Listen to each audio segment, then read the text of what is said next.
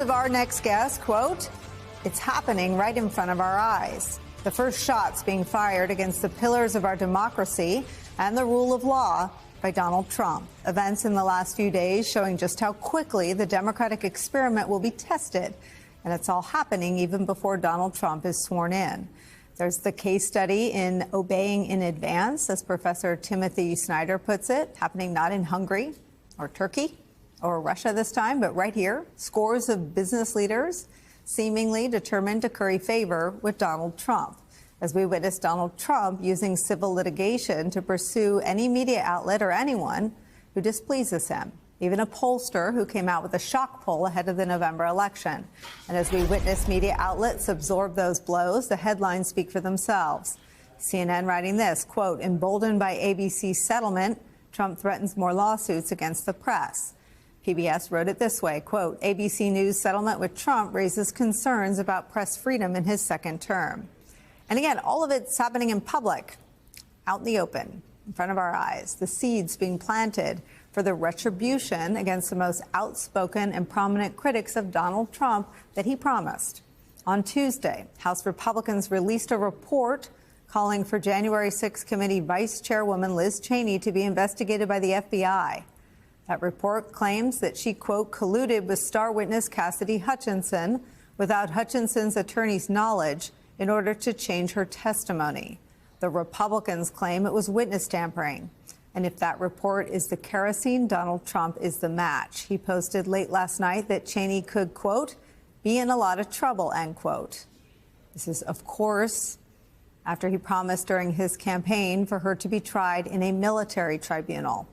Cassidy Hutchinson's attorney telling NBC News that the claim that Hutchinson colluded with Cheney is, quote, "preposterous," adding this, quote, "Ms. Hutchinson made the independent decision to part ways with her Trump-funded lawyer, freeing her to provide candid, truthful, and honorable testimony to the January 6th committee about the attack on the Capitol, alongside dozens of Republican witnesses and law enforcement officers." Cheney released a blistering statement of her own on this report and its accusations. We'll read it to you in full.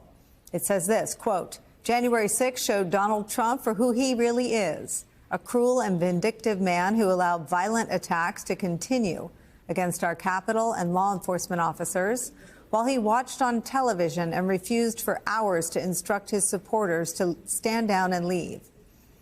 The January 6 committee's hearings and report featured scores of Republican witnesses, including many of the most senior officials from Trump's own White House, his campaign, and administration. All of this testimony was painstakingly set out in thousands of pages of transcripts, made public along with a highly detailed and meticulously sourced 800-page report. The Department of Justice conducted its own independent investigation and reached the same fundamental conclusions. Now, Chairman Loudermilk's interim report intentionally disregards the truth of the Select Committee's tremendous weight of evidence and instead fabricates lies and defamatory allegations in an attempt to cover up what Donald Trump did. Their allegations do not reflect a review of the actual evidence and are malicious and a cowardly assault on the truth. No reputable lawyer, legislator, or judge would take this seriously, end quote. But the facts have never stopped Donald Trump and his allies from trying. Here's Lara Trump reacting to the Loudermilk report. What they have perpetrated on the American people by way of this January 6th hoax is absolutely terrible, and it is a stain on our country's history. These people ought to be ashamed of themselves. I know they aren't, so we'll go ahead and shame them. We'll go ahead and make sure they never forget that history recalls every single day from now till forever what these people did and the way they personally and single-handedly tried to destroy this country. Thank goodness God is good, and he always shows us. He shines the light in the dark places. This is just the beginning, Benny. If you think this is good, wait till Donald Trump gets in there. Wait till Kash Patel gets in there. Wait till Tulsi Gabbard gets in there. This is just the beginning, Benny. It's where we start today with Democratic Senator from Connecticut, Chris Murphy. Senator, thank you for being here. Yeah, thanks for having me. You inspired a lot of our approach to these headlines today. You knitted them together before we did. So I'll let you expand on your thoughts as shared on social media. Yeah, I appreciate it. Listen, I just think the last 4 days have been really important because you are seeing how this plan is going to work, and it's just going to be on hyperdrive once he becomes president.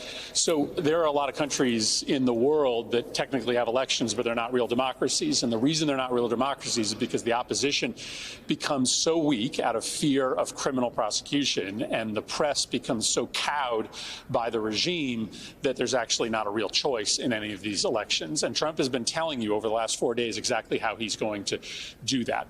This effort to line up a criminal prosecution of Liz Cheney is a clear signal that if you cross him, you could end up in jail. And no one's going to stop him because this time around he has a Department of Justice that doesn't care about the law. He's got a director of the FBI who actually believes that Trump's political opponents should be in jail. And he's got enough judges that are MAGA loyalists that they might actually work the rules to put Liz Cheney or others in jail. You put side by side with that this lawsuit against the Des Moines Register, totally baseless, but really just designed to intimidate the press into folding and refraining from criticizing Donald Trump, or in this case, not even commissioning a poll that might have some bad news for Trump and might give some oxygen to his political opposition. In countries where that happens, where the opposition fears going to jail, so they stay home, and the press doesn't tell the truth because they fear consequences, democracy dies. It just does. You still have elections, but the opposition is so weak that they can never win. And Trump, over the last 4 days, is showing you that plan to suppress the opposition and to suppress the press. And so far, he has had stunning success even before he gets sworn in. What is the remedy at this point if he's put so many cards on the table and received the desired response, advance of actually wielding any constitutional power? Yeah, I think the most important remedy right now is for this not to be normalized. I read all the headlines about the Liz Cheney criminal referral yesterday, and almost every single one of them in mainstream media played this straight.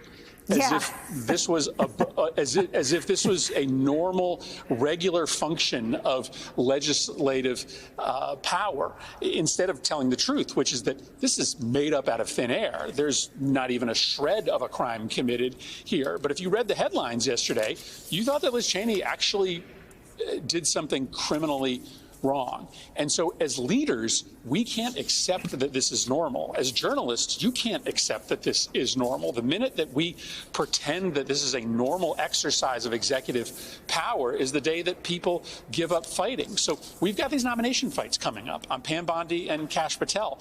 We should fight as Democrats like democracy is on the ballot, because it is. And if we don't show outrage right now, then the public is going to just accept that this is a normal circumstance of present day democracy. So showing some fight right now, both in the private sector and amongst electeds, is really important. I mean, it is such an important point, and it requires some humility, right? In the same moment where the pro-democracy coalition has to recognize that these arguments about the very salvation of our democracy were on the ballot and they came up short, you still have to double down on all the same warnings in real time. And I wonder what your conversation, I mean, you've been out front, I think, since the morning after the election, making a lot of these arguments. Where does your personal fight and sort of eye to the specific fights ahead under this democracy umbrella come from? Well, listen, so I will also admit that I have been a critic at times of the fact that we made the democracy argument the entire tentpole of the 2024 campaign. And the reason why I have that critique is that it made it look like we are defending the existing democracy. The existing democracy isn't working for anybody. The answer is not to discard democracy in favor of autocracy. The answer is to reform democracy, to get big money out of politics, to stop the revolving door, to make government work more efficiently in your communities. Democrats need to be active proponents of reforming government in revolutionary ways in order to win the argument with Donald Trump, who's talking about getting rid of it. So my criticism of our 2024 strategy was that it looked as if we were defending the existing democracy, which is legitimately broken. We've got to get back to our roots, which is a Democratic Party that would attack the way that power corrupts democracy for their purposes. And if we don't do that, then yes, Trump's alternative answer to what ails democracy will be attractive to some people.